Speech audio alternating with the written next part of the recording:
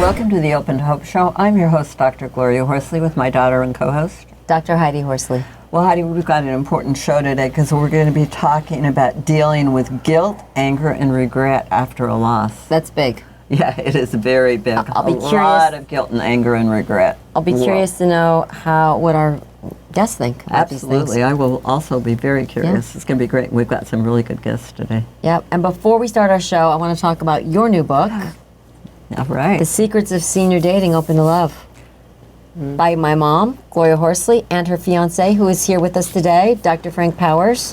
Thank you. He is one of our guests. So please go and get this book. My father died in 2020, and my mother found love again. I did. And you can too. Yeah. And the Surgeon General, says that one of the biggest problems in the United States today is loneliness. And getting a partner is a great way to deal with it. It is. And all proceeds go to the Open to Hope Foundation. So get your book. Yes. Thanks, Mom. And put a review on Amazon for us. We'd love it. Yes, please. Unless it's a bad review, and then we don't want it. Exactly. Okay, so Mom, Okay. on another note, let's talk about this topic today. Yeah. Healing, dealing with guilt, anger, and regret after a loss. I had all of those three things after my son died 40 years ago and after my husband died 4 years ago. So we're going to talk about those little emotions that sneak up. Absolutely. Okay, so let's introduce our guests. Right next to you is Jordan Ferber. Hey, Jordan. Hello, Jordan. Hi. Jordan has been on our show many, many times. He's one of our good friend. Oh, he's a very good friend, one of our favorite guests. He's a comedian, podcaster, and public speaker. He's very funny. He is a New York City comedian. He works with the Compassionate Friends a lot, both nationally and locally. He runs a huge support group for siblings. And I know it's virtual. Is it also in person, Jordan? We meet once a month in person and every other Tuesday on Zoom. Very good. So if you're in Manhattan. Yes. Yes. And if you're not Manhattan, the Zoom group is something you can join also. Jordan hosts the popular podcast, Where's the Grief? And he also has a family foundation called the Russell Ferber Foundation, which is in honor of his brother Russell, who died in a car accident.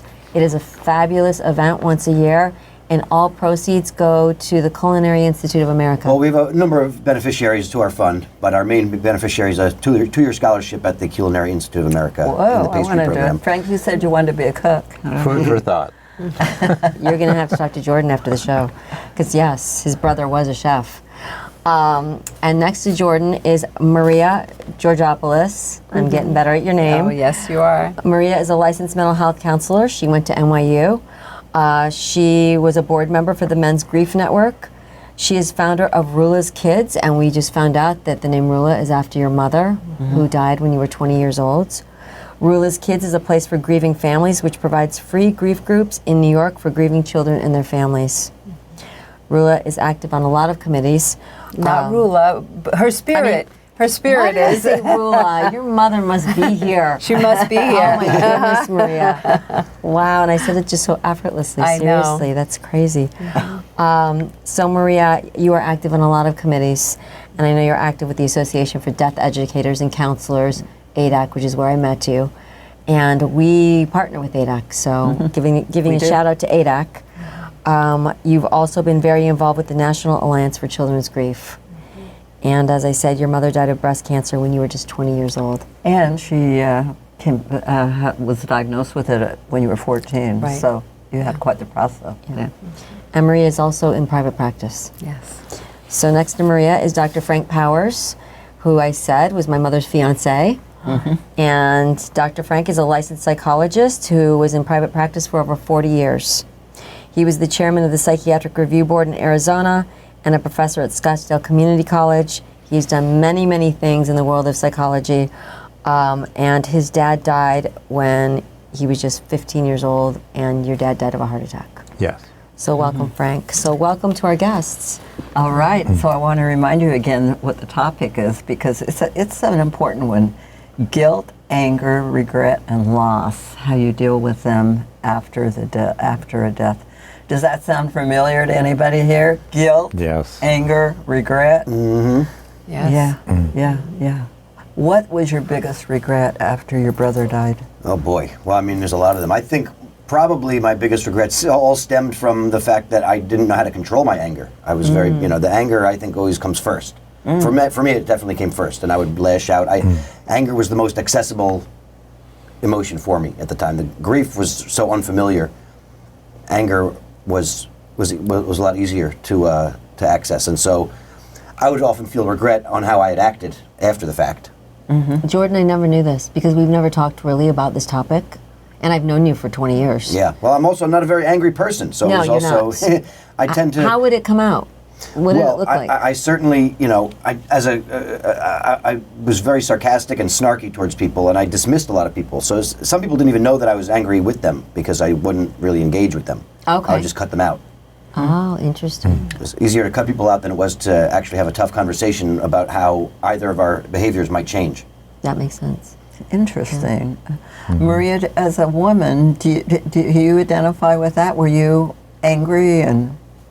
I was very angry. I think I took it out on myself a lot. It came out through a lot of anxiety and just internally. I couldn't breathe, and I was angry at God. Honestly, who would do this? Take my mother away so soon. So I had a lot of that as well. Yeah. How about you, Frank? My anger was mostly around abandonment. I felt like my father had abandoned me just about the time I needed him the most. And so it was really hard. And then not only did I lose him and feel abandoned by him, but my mother was in grief and I felt abandoned by her. So I just felt really angry that there was no one around and I had to go and find somebody. Luckily I found a girlfriend and she had a family. How did you act out your anger?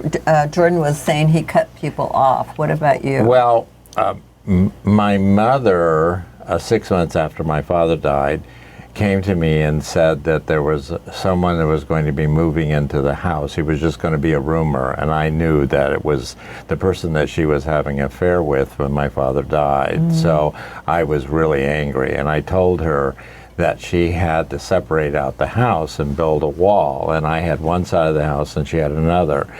And I really worked on her guilt so much that she actually built the wall. Wow. So there was a I real felt wall. so powerful There was a real that wall I, between. Yeah, some of us just and put up that's my metaphorical anger. walls. Right. Jordan was putting Exactly. No, he could have put up real ones. I actually got her to build a wall. I couldn't believe it. Wow. I mean, I didn't really expect her to do it. I was just angry. So Yeah. I got mad at her and said, well, I don't want your boyfriend around. And so she got a hammer and So- nails and put a wall up in your house? Well, she took plywood. My mother was really handy. She took plywood and she put it in the doorway. And so I had one half of the house and she had the other. And I just couldn't believe that I actually got away with it. But I wonder if that was a good thing to get away with. I mean, I'm not so sure it was a good thing, but it worked at the time because I needed some distance from her, and I needed And from her to, boyfriend. say that I didn't agree with her bringing this guy into our house right after my father died. And so Understandable. I had to express it some way. I had to Yeah. get it out, Yeah. and the wall was the way I got it out. it would have been nicer if she talked to you about it. No, we didn't have that kind of Rather than, relationship, put up a unfortunately. wall. Yeah. Ultimately, you could list it as a duplex.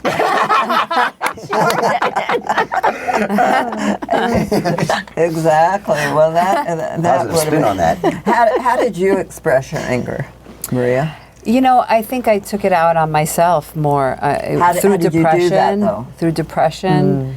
What did you do? Also through. how did that look? What does depression look like for you at I that was just age? going to say, isolating myself from other people was a part of it. Really just keeping myself away, and also feeling disconnected. Around even. I'd be around conversations all the time where other friends would be talking about their mothers. That's hard. And that would make me very angry and upset, but I would more retreat, in my anger. Yeah. One of the things I know that I did also is that I felt very resentful towards people for not acting correctly or treating me properly, but I hadn't given them any of the tools or information on how to do that. So it was almost unfair to them for me to judge them like that without having really given them an opportunity to step up and do the right thing. So once I recognized that, I started being more proactive and letting people know what I needed, so that when they failed that, then I could be angry at them. Yeah, reason. Then. Exactly. Yeah. And like that hey, idea. let's be clear about it. Some people will fail you. Oh yeah, a lot of You people. will have friends that Oh, you yeah. will never see again, or you may see years down the road, and you have to decide whether to forgive them or not. Yeah. Yeah. And Jordan's bringing And up that's a a good long point. process. Yeah, when you're young and you lose people, your friends don't really know what to do. Right. Right. Like you said, you have to kind of help them to figure out how to be good grief support because they do fail you. And you Most have of to them. hold their hands through it a lot of times. Yeah. You have to hit them over the head with it, and you Yeah. have to constantly remind them where where your boundaries are, what your needs are, because they don't think about it Yeah. the way that we do. They don't. It doesn't naturally occur to them to think about it that way. So you have to really hold their hand through it. And teenagers aren't the most sensitive people in the world. Right. Right. No. But also Times. to add to that, I think it's important to remember. We didn't know how to deal with it either. Yeah. No. So we don't know No. how to educate them That's because true. we don't It's even true, know Maria. what we're doing. Completely. You Well, know? there's some people who are not good grief support. Right. Mhm. They're just not. And Heidi, you said something to me once, which I think is really good. Is some people will be good at taking you to a movie, Right. or asking you to go. They're distractors. Yeah, they're not they're there to be. They're not distractors. there to be good grief support. They're there to distract us and be our shallow friends. But we need them too. We Exactly, do. Maria. I Yeah. didn't appreciate that for years that they serve a Yes. purpose. I love They the do. shallow friends. I don't even necessarily think of them as shallow friends. I just don't go. I just don't go into the deeper waters with them. That's Right. all. I like that, You know, Jordan. they're just I maybe like some of them are that. not strong swimmers. Exactly. I like that. And some of them are actually afraid of us because Yes. they're afraid of, oh, what would I do if I Yes. lost my parent? Right. You know, I and agree. so they would kind of shy away, and they didn't really want to hear anything about my feelings about losing my father because I don't think any of them wanted to think about losing their No. father. Right. Right. And then there are people who are good grief support, and sometimes too good. Too much. 'Cause They're like professional grief people. They They find put- out that you've had a loss, and suddenly they're on your doorstep. Suddenly they're your best friend. It's like, okay, Well, I didn't really like you before I Scott suddenly died. I developed really a like you now. girlfriend. Yeah, the girlfriend was really supportive of me, and she wanted to be there for me, and I just took advantage of it. I thought it was great. Exactly. Yeah, and then there's some people that you will meet that it's wonderful. You've never met them. I mean, Jordan and Heidi and I meet at Compassionate Friends a lot, and there are some people there who you have no idea what they do for a living, No, and I love nobody it. I cares, love it. and Yeah. they're just there, loving and laughing and just being there. Yeah. You know. And that they don't expect anything from you. Well, that's the interesting thing about Compassionate Friends. Anytime you go to a group where you're surrounded by people that are going through a similar thing, I found that all the anxieties of which version of myself I presented washed away. Yeah. It's like it was the only place where I would walk in the door. pressure's off. Yeah. Nobody would judge me Pressure's for who off. I am. Yeah. I'm allowed to present whatever version of me I want, and that version is accepted across the board. And it was the first time that I really felt that. And also, you don't always want to talk about it. No. I didn't. There were Yeah. times I wanted to forget. Yeah. Yeah. Yeah. Yep. So I've noticed that I had to present a Compassionate Friends once for a friend of mine, Bob Bauer, who's a psychologist guy, and it was on anger. And man, a bunch of men came in. They were so angry. There are a lot of angry people in that room. Yeah, and women and More women. than 12? And they came with, yeah, and, right. And the question is, what advice do you guys have for somebody who's really, really angry? How do we, or filled with regret? And also, you hear the filled with, I should have done this. I should have. Oh, yeah. They should on themselves. I mean, what suggestion do you guys have for them? Well, deep breaths, and I don't know. I try to get my some of that energy out other ways. Exercise, just taking a good long walk. Music is a good way to calm myself down, and having tough conversations with the people that you're angry with without getting angry at them. I think it's important to. That sometimes that anger comes from not being understood or miscommunication, and you have to have those tough conversations where you put all the cards on the table and say, this is what I need, and self-awareness on how our own actions affect other people. Yeah. Yeah. Yeah. Well, I was thinking don't try to convince them not to be angry. I think that's a big one, to not do that to people. I would say let them have their space to be able to share about their anger or their guilt, because if it was that simple, if I could tell you, oh, don't feel angry about that, Right. and that worked, I mean, then we would all not be angry. We'd all be happy. But I would also say, from my own experience, don't forget those that are angry inwardly and turn it into depression, because that is good to notice too. When people are not acting out their rage or their anger, but when they're acting it within, you know. Yeah. Sometimes it's easier to see the outwardly angry people. Yeah. I worked mine out in sports. I remember I was playing basketball, and I would get really aggressive and really bump into people and knock them around. And I remember one of my best friends, he was going up for a shot, and I just took aim at him, and he got so mad that we ended up having a fight there right on the basketball court. And it was one of the best things that happened to me. I just felt a great sense of relief. Did you win the fight? Well, the nice thing about it was a draw. So that was the best way that could happen. I guess I want to answer that question too, because what I hear clients say is that people try to fix it too quickly, and like you all were saying and Maria was saying, validate and acknowledge and normalize that it's okay to be angry, and then it's a legitimate emotion, and let them kind of process it before we move to fixing and, you know, moving beyond that. Because sometimes we don't allow that. We try to push people forward too much, and then they get really angry. It's like, you're not I listening think to me. if you just allow people to do it in their way, you Yeah. know, mine was, I did it in sports Yeah. because that was the easiest way for me to do Yeah. it. And I didn't even realize I was doing it. I just looked back and I said, God, I was so angry. Yeah. Yeah. Yeah. Well, I've also heard people say that they're not angry and that they have never been angry about the loss. And Those people are liars. Well, I think they're lying to themselves about it. No, it's possible. I was going to say, is that true? Because I have heard people say, it really annoys me when people try to say that you're angry about this, and I'm really not. Is it okay not to be angry? I think it is, yeah. I do too. of I course. think it's fine.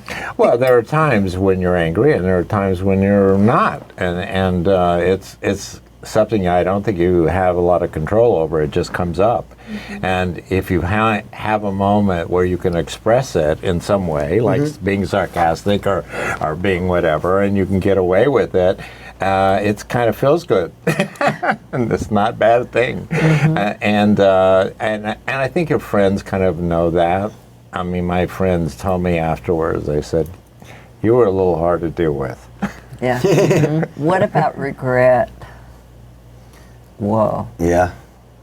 What's your, What kind of regret are we talking about? I don't know. What do you regret about Russell? About Russell? I mean, there's nothing. You don't regret that? Sometimes people regret that they had said something angry or that they didn't resolve something in their relationship. They didn't have time, because you think you have time in life.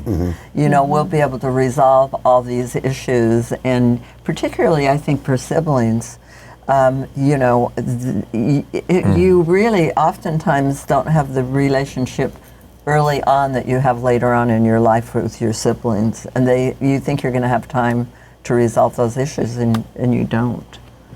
I think a lot of siblings are like that. I was lucky because I don't have those kind of regrets.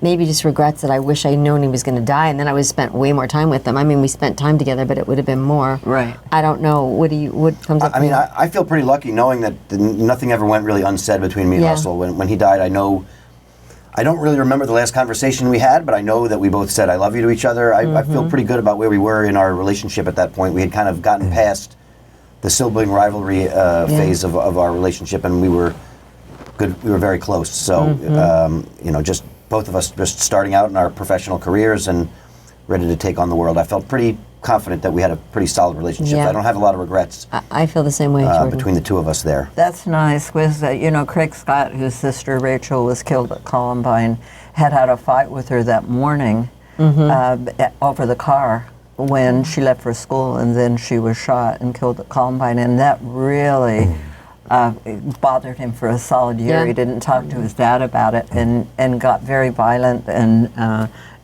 beat his brother up and all sorts of things until that came forth. He told his dad that he'd had a fight, and he felt a lot of shame and regret, connected with that. I think you can see that in sibling relationships a lot. Yeah. I had a similar thing because my father and I had an argument about driving the car the night before he died. And it was sudden. He died of a heart attack the next morning, and so I didn't find out until the afternoon that he had died. And my regret was, and I always felt bad about it, was that we left in the middle of the argument.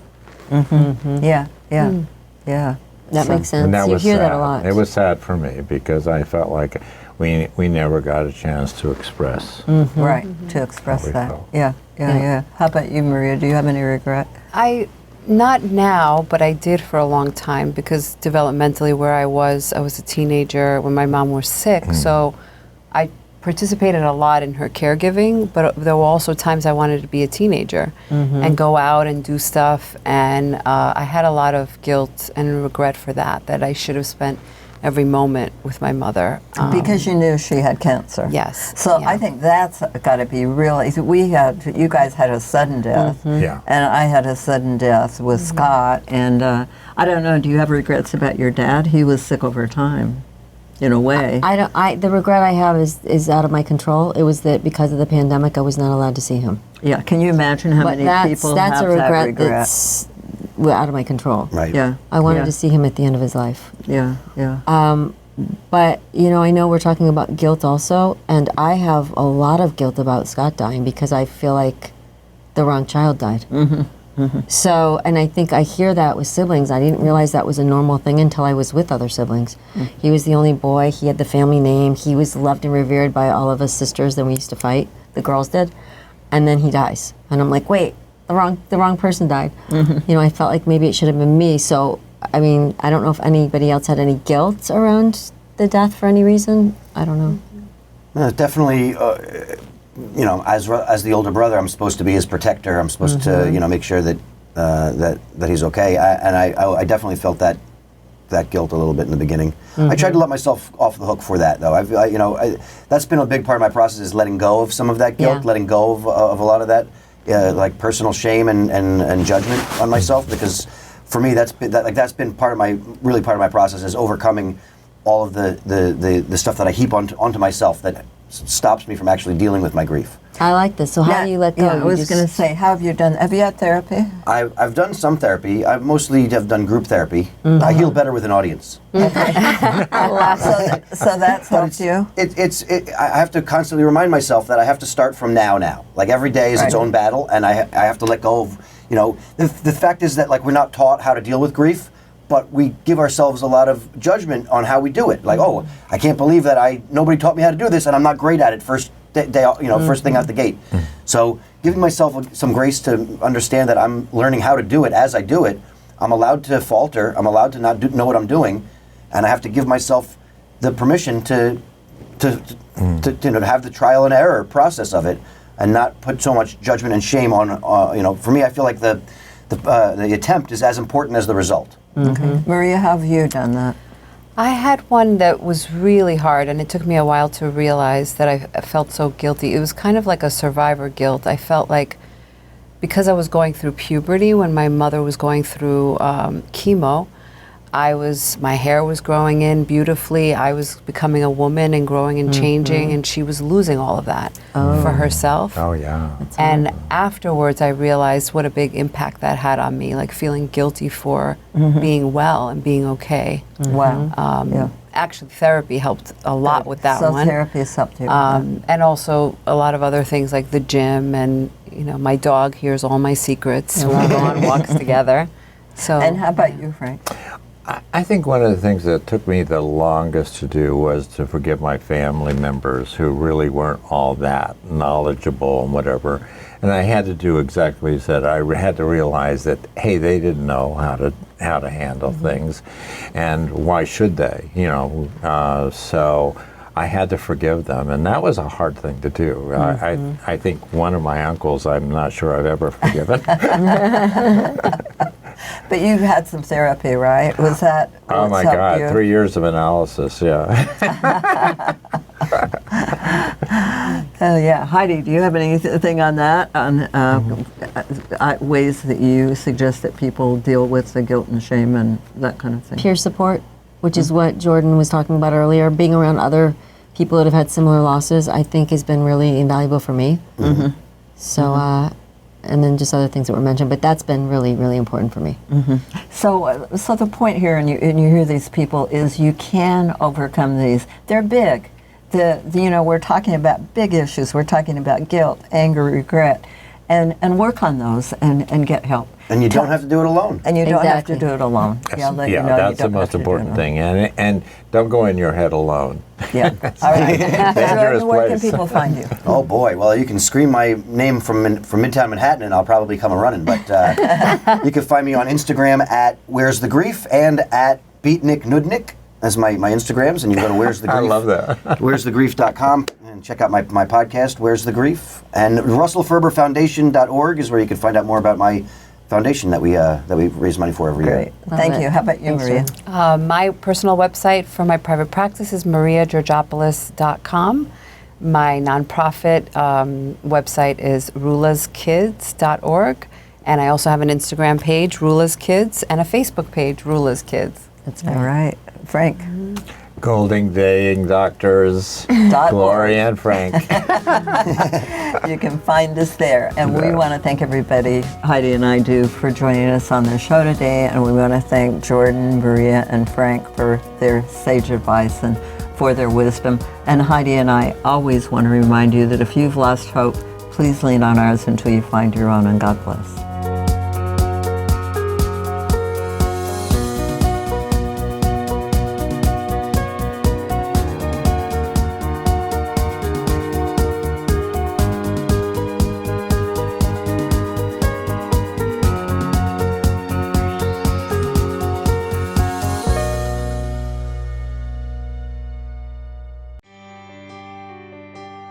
The loss of a loved one can leave you feeling depressed, angry, alone, lost. But you don't have to face this journey on your own. Open to Hope is a free community for anyone who has experienced loss. Find support. Find help. Find hope. Give grief a voice at opentohope.com.